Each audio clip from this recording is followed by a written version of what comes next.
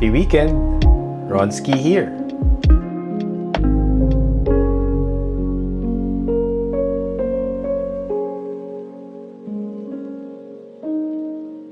This one's personal.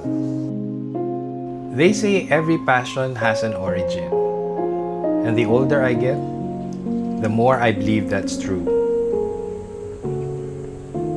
My love for two wheels started with Sunday mornings, bike wash sessions, leather boots, and my dad cleaning and shining his black Honda. I don't remember the bike model, but I'll definitely never forget the ride.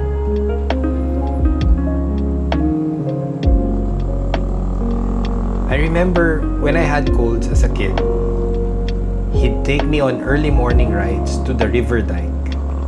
I'd sit on the tank, feet dangling in the wind, no words, just cold air, sun, and motion.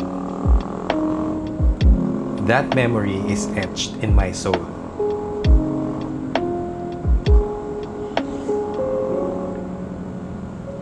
Me and my dad, we weren't close. For the short lifetime of my mom, I was a mama's boy. I didn't get him. His boots, his tennis, his silence. I even misjudged him.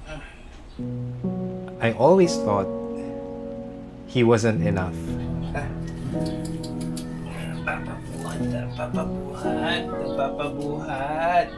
He wasn't doing enough. He wasn't enough. Kind of mediocre at best.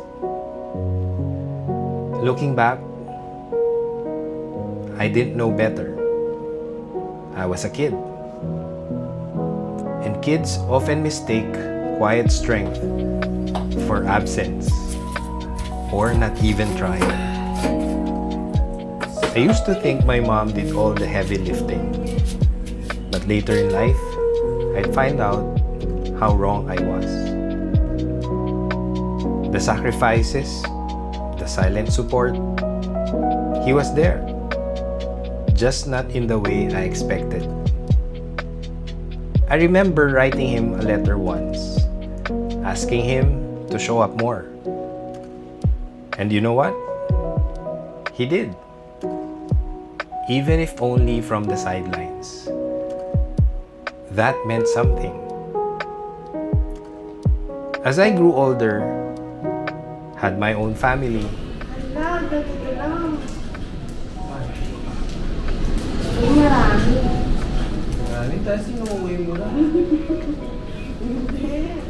I started to see being a dad is hard.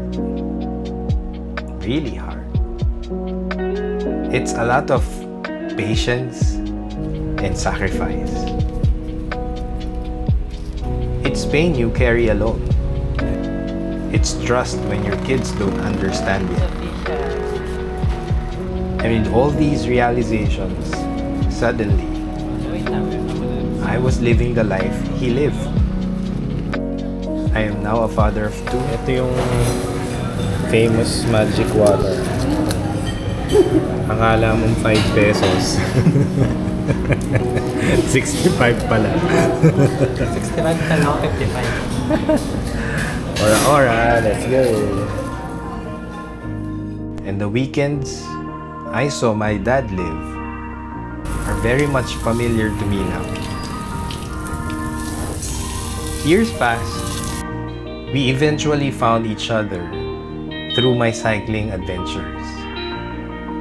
Through coffee conversations, I would visit him on weekends, sit down over coffee, and share our adventures.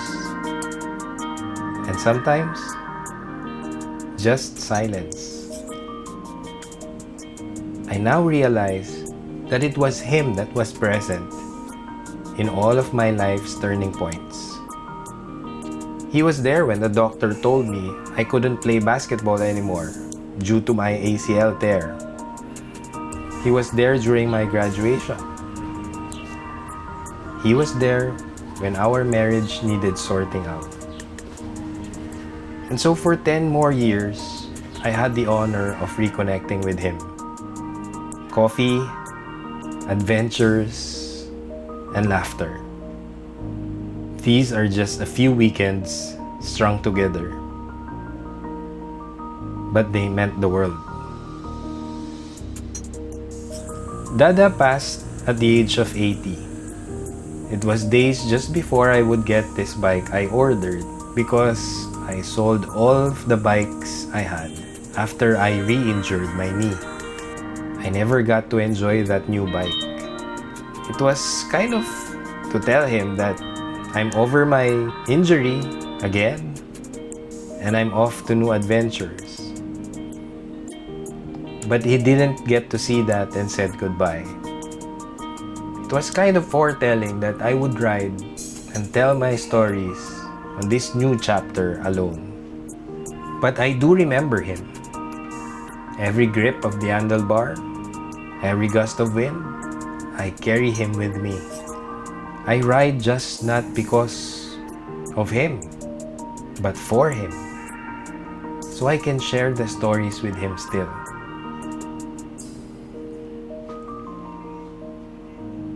Oh, how I wish we can all have our dads with us until we learn to let go. So if your dad is still around, ride with him. Talk to him. Years apart are just a few weeks strung together. Silence over coffee may even be more than enough. Dads don't need a lot to let them know you're there for them. They know. Trust me, they know. You, just being you and present, that's enough. That's already love. There's so much to tell and share, but so little time. If your dad is not with you anymore, ride for him. Warm beef, here we go.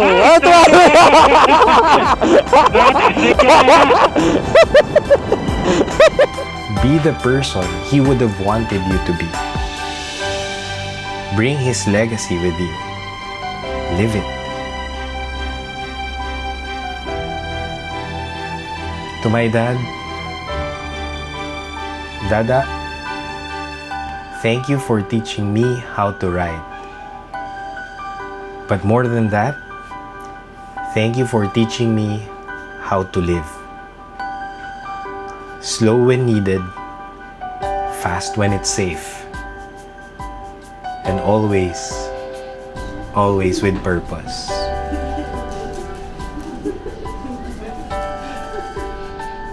Happy Father's Day, Dada. Your road lives on in me and my boys.